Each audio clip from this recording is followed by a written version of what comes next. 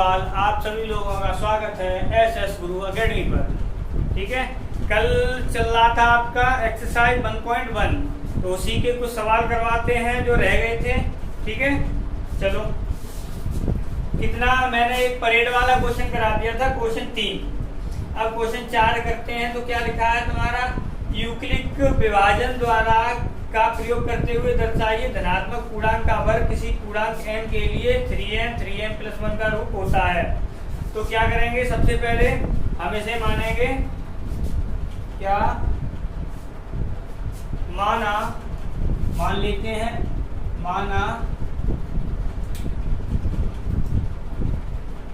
माना बाई एक धन पूर्णांक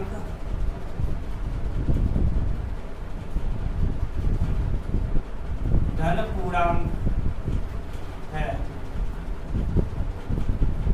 ठीक है, इस रूप में कहा है किसी धनात्मक पूर्णांक यानी धन पूर्णांक या धनात्मक पूर्णांक है, इसको 3m प्लस 1 के रूप में लिखा जा सकता है। अच्छा, तो क्या किया हमने, अब यहाँ से क्या है, तो y बराबर, क्योंकि तुमसे किस रूप में कहा गया है 3m और 3m प्लस 1 के रूप में, तो हमने क्या किया, y बराबर मान लिया यहाँ पर 3x मान लो।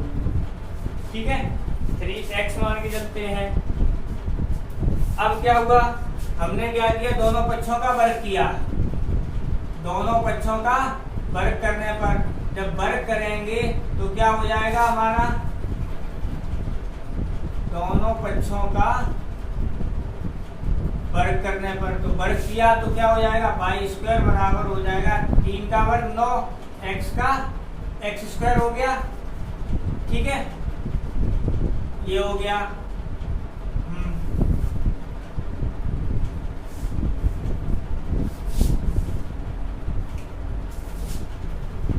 अच्छा, इस रूप में लिखना है। अब देखो इसे कैसे लिख दिया मैंने, तो वाई स्क्वायर बराबर, तो यहाँ से क्या हुआ, देखो 9 को हमने क्या किया 3 इंटू 3 और ये रहा x स्क्वायर।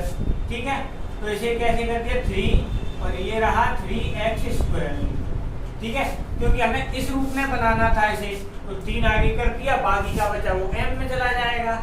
अब यहाँ से क्या वाई स्क्वायर चल ही रहा है, अब यहाँ से क्या हो गया, हमने वाई स्क्वायर बराबर 3, ये तुम्हारा क्या हमने m मान लिया, जहाँ m बराबर दे रखा, लिखा है हमारा क्या 3x स्क्वायर, आ गया इसी रूप में। अब क्या किया पुनः, तो y बराबर क्या लिया हमने, y बराबर लिया 3x प्लस का 1, क्योंकि जिस रूप में निकालना है उसी रूप में लेना भी है। अब क्या किया, वर्ग किया, तो ये क्या हो जाएगा, y स्क्वायर बराबर 3x प्लस 1 का होल स्क्वायर हो जाएगा।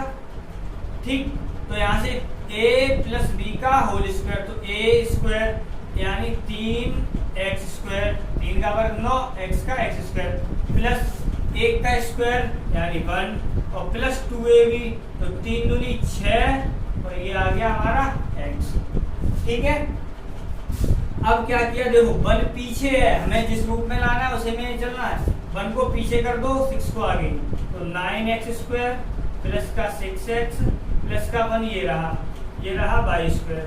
तो वाई स्क्वायर बराबर आ गया तुम्हारा, इसमें से कॉमन कितना है हमारा, अब देखो 3 के रूप में ही लेना है, तो 3 कॉमन लेना है, तो 3 कॉमन लेना है, यहाँ कितना बचेगा 3x स्क्वायर और प्लस का यहाँ पर कितना बचा हमारा 2x और प्लस 1, ये रहा।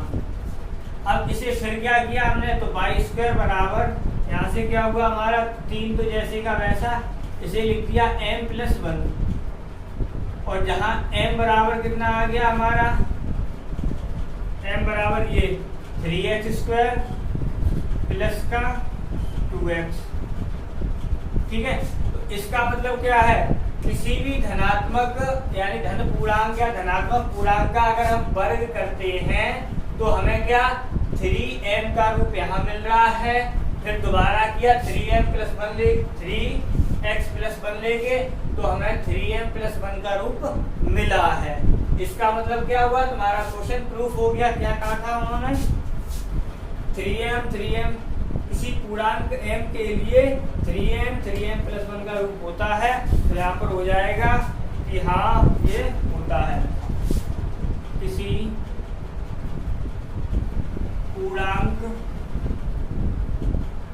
m के लिए 3m प्लस 1 का रूप होता है। ठीक है, क्यों? क्योंकि भाई देखो कोई नंबर माना हमने तो उसका क्या किया, वर्ग, तो उसी के अनुसार ये जो 3m में आ गया, ये आ गया 3m प्लस 1 के रूप में। ठीक है, तो क्या हो गया हमारा, ये हो गया, ये क्वेश्चन हो गया तुम्हारा प्रूफ। कौन सा था, क्वेश्चन 4। ठीक है, क्वेश्चन 4 हो गया। अब क्वेश्चन चलते हैं 5 पर। क्या लिखा है हमारा,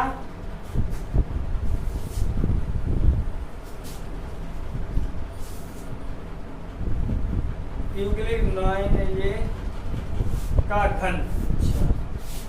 अब देखो बिल्कुल ऐसे ही करेंगे। तो हमने क्या किया, इसका घन के रूप में कहा है, तो हम जो नंबर ये रखेंगे, इसी के अनुसार में इसी के तरीके से बता देंगे। ठीक है,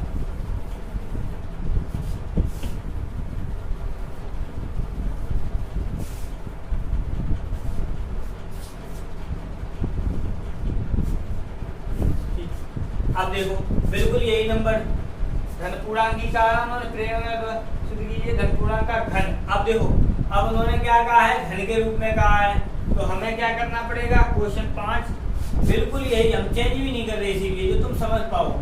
तो एक धन y बराबर ये हो गया हमारा धन पूर्णांक। अब यहाँ पर एक नंबर ले लिया, वो भी क्या 3x के रूप में, क्योंकि तुम्हें किस रूप में पूछा है, 9m प्लस 1 इस रूप में पूछा है, 9m प्लस 1 और 9m प्लस 8 इस रूप में लेके आना है हमें।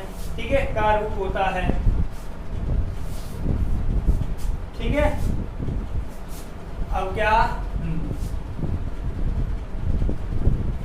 यहाँ पर क्या करना है, दोनों पक्षों का घन कर दो। दोनों पक्षों का घन करने पर, तो घन करोगे तो क्या हो जाएगा हमारा, यहाँ से y पावर 3 और ये 3x पावर 3, तो ये हो गया y क्यूब बराबर, यहाँ पर हो गया 3 का क्यूब कितना होगा, 3 इंटू 3 इंटू 3। चलो एक बार लिख दे रहे फिर नहीं लिखेंगे। ठीक है, तो कितना हो जाएगा हमारा 27x क्यूब। 27 को हमें कैसे इस रूप में लिखना है, तो हमने क्या किया, 9 इंटू 3x क्यूब लिख सकते हैं, 9 के 27। ठीक, तो y क्यूब, तो ये क्या हो गया 9 और ये हमने लिख दिया 3x का क्यूब। अब यहाँ पर m बराबर, m भी पूर्णांक ही है तुम्हारा। ठीक है, तो यहाँ पर क्या हो गया तुम्हारा 3x क्यूब। तो यहाँ पर क्या y क्यूब बराबर आ गया तुम्हारा 9m।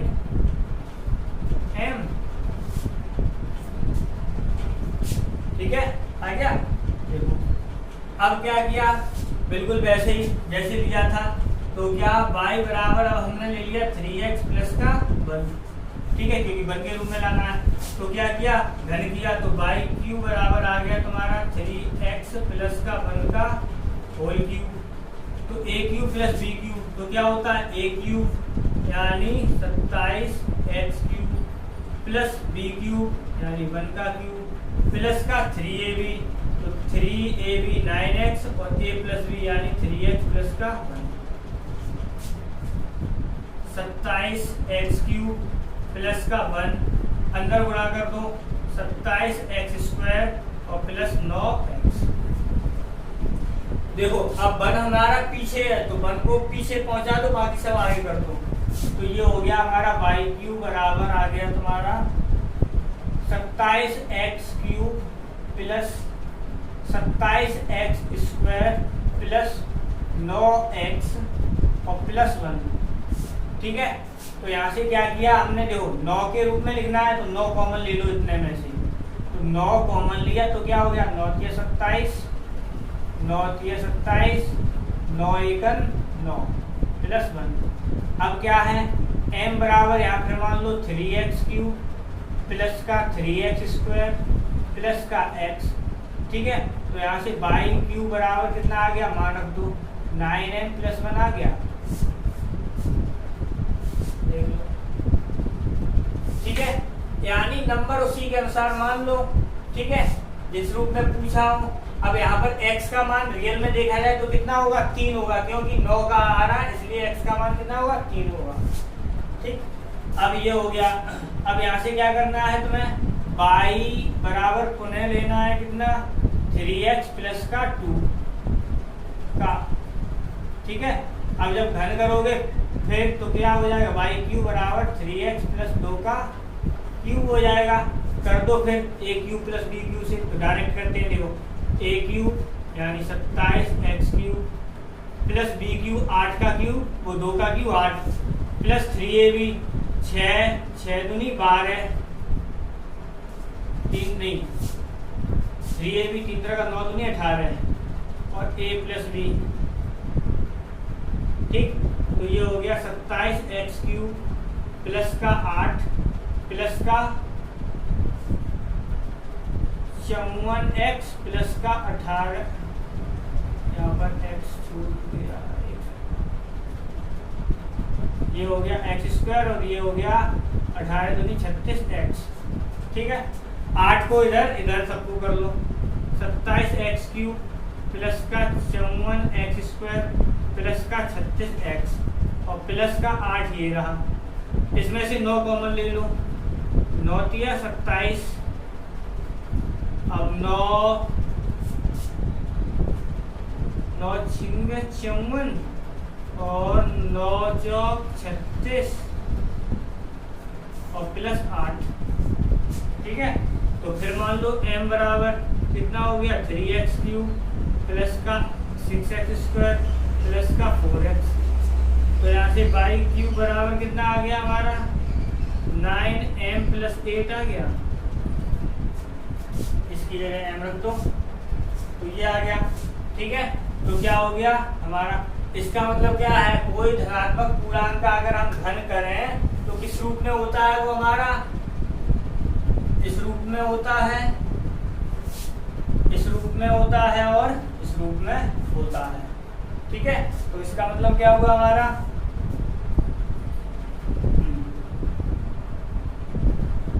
धनात्मक पूर्णांक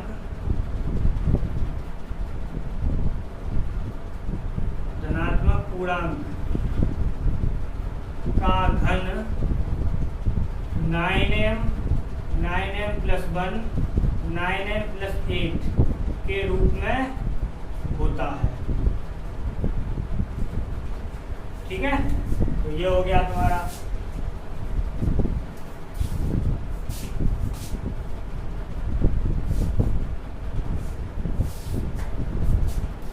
अब क्या, ये एक्सरसाइज खत्म हो गई, ठीक है। तो अब क्या करेंगे, गुणनखंड होंगे।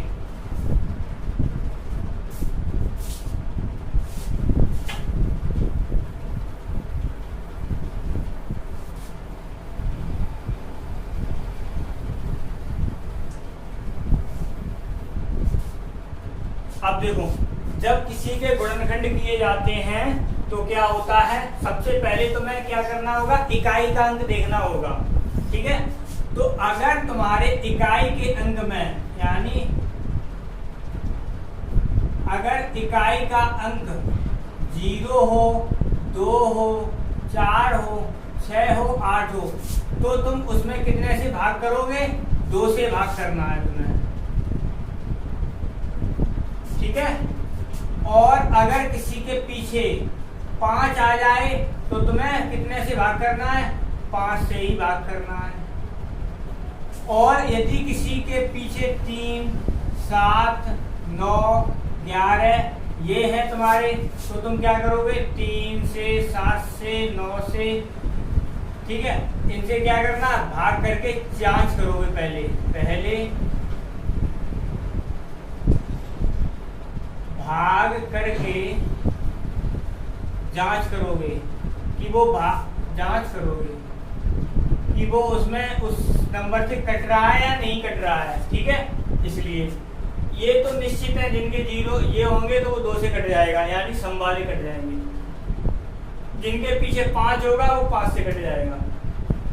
और 3, 7, हाँ 5 वाले में ये भी ध्यान रखना है, किसी जैसे 15 है तो 5 से कट तो जाएगा, लेकिन पहले उसे 3 से चेक करना पड़ेगा। ठीक है, 3 से चेक कर लो, अगर 3 से कट रहा है लास्ट में यानी इकाई का अगर पीछे वाले में तो अच्छा है 3 से, और नहीं कट रहा है तो सीधा 5 से काट दो, कट जाएगा। अब यहाँ से क्या है तुम्हारा, ये हो गया। अब एक्सरसाइज तुम्हारी है 1.2। एक्सरसाइज क्या है हमारी 1. तो इसमें क्या दे रखा है, तुम्हें दे रखा है गुणनफल के रूप में। देखिए तो क्या है तुम्हारा, जैसे 144 है, ठीक है, पहले क्वेश्चन का फर्स्ट पार्ट। अब क्या है, उन्होंने 140 दिया है, तुम्हें गुणनखंड के रूप में करना है, तो तुम्हें क्या किया, अब देखो 0 है 2 से भाग करना है, तो 2 से करो, 2 सत्ते 14, ठीक है। अब कितना, फिर 0 आया, फिर 2 से भाग करो, 2 से काटा तो कितना कट गया हमारा, कितना हो गया 2 3 6, 1 बचा, 2 पंजे 10, ठीक। अब 5 आ गया, अब जो 505 से कट जाएगा, मैंने क्या कहा पहले 3 से चेक कर लो, 3 से कटेगा, नहीं कटेगा तो 5 से काट लो, 5 सत्ते 35, और फिर 7 एकन 7 हो गया। अब इसे गुणनखंड के रूप में कैसे लिखेंगे, 144 = 2 × 2 × 5 × 7, 2 × 5 7, ठीक। तो क्या हुआ, 2 कितनी बार लिखा है, 2 बार, तो जितनी बार लिखा है उतने ही उस पर घात लग जाएगी, × 5 × 7, आंसर हो गया, ठीक है। ऐसे ही क्या है तुम्हारा 156 वाला है, 156 का है, 6 है, 2 से डिवाइड करेंगे, 2 सत्ते 14, 1 बचा, यहाँ कितने हो गए 18, वो सॉरी 16, 2 अट्ठे 16, फिर 2 से काटो, 2 3 6 और 2 9 18। अब देखो 9 आया है, 9 ये इसमें आ रहा है, तो सबसे पहले 3 से चेक करो, तो 3 से कट रहा है, तो काट दो, 3 एकम 3, 3 त्रिका 9। अब 13 आया है, तो 13 किसी के पाड़े में आता है, नहीं आता है, तो 13 में ही आएगा, तो और वैसे भी ये क्या अभाज्य संख्या है, तो 13 से 13 कर दो, 13 एकम 13। अब क्या है 156 बराबर कैसे लिखेंगे, 2 × 2 × 3 × 13, तो 2 पे पावर कितनी हो गई, 2 × 3 × 13, ये हो गया इसका आंसर, ठीक है।